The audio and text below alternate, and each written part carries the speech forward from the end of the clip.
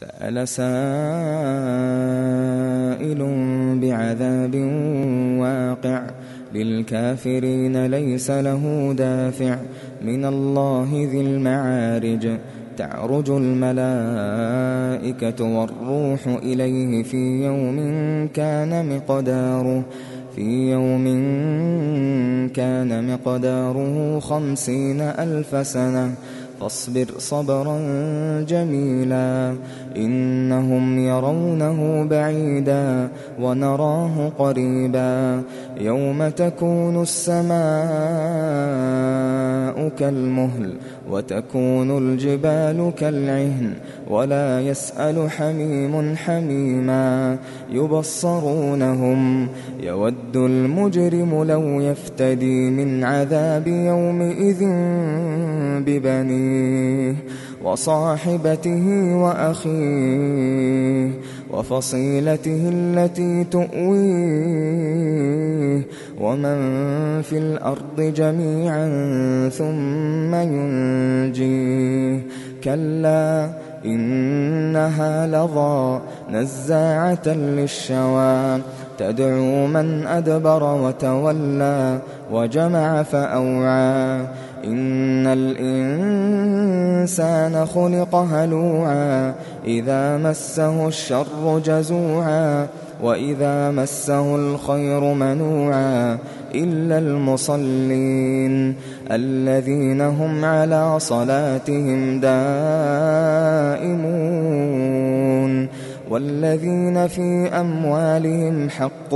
معلوم للسائل والمحروم والذين يصدقون بيوم الدين والذين هم من عذاب ربهم مشفقون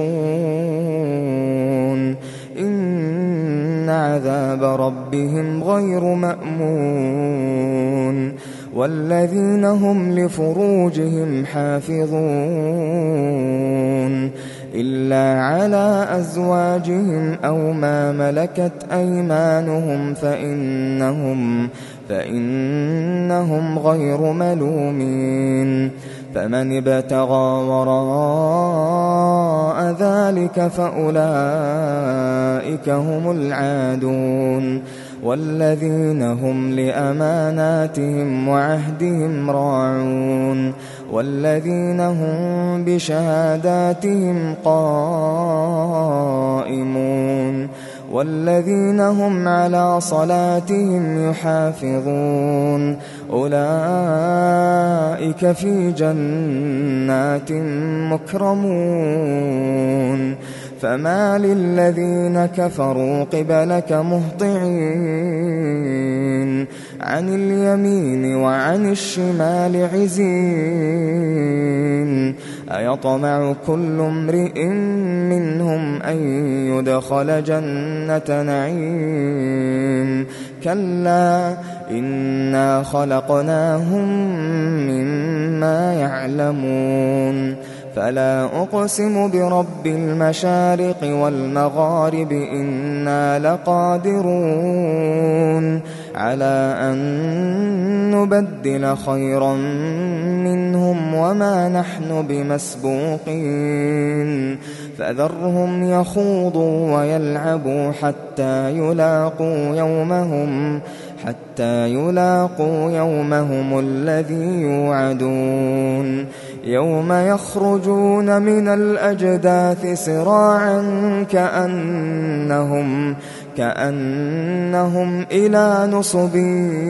يوفضون خاشعة أبصارهم ترهقهم ذلة ذلك اليوم الذي كانوا يوعدون